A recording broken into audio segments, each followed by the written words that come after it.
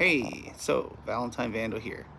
Um, so I don't really ever talk about myself, and I figured I would give a background, uh, myself and kind of what I do.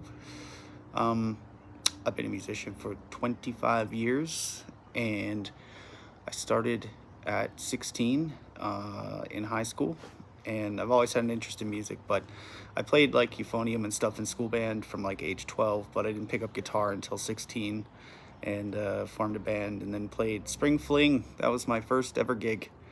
Um, Following that, I was in a couple bands. I'm originally from the East Coast in Nova Scotia, and then I was in a band called The Wrongfully Accused. We played a lot at Reflections in Halifax, um, Rockin' for Dollars. Some people might be familiar with that. And then from there, I decided to move across the country, and I ended up in Victoria for about a decade. And there I was in several bands. Most notably would be probably the Lust Boys. And then I was also in Secondhand Habit and Sons of Noba. Secondhand Habit actually got signed to a Universal Music Group label, Blackstream Records, in 2015. And we went into the studio with Ron Towler, who is a Grammy winning producer who worked with Alicia Keys and won the Grammy with her. He also worked with Dweezil Zappa, Rob Thomas from Matchbox 20, Ashley Simpson. It's quite a few notable names. He was an absolute pleasure to work with, but we recorded the album, and bands are notoriously hard to keep together.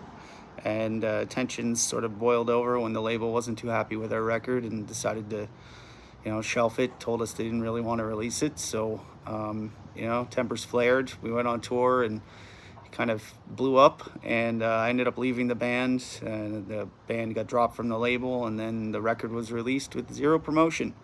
So I quit music for a while and got into insurance for a bit, and moved to Alberta.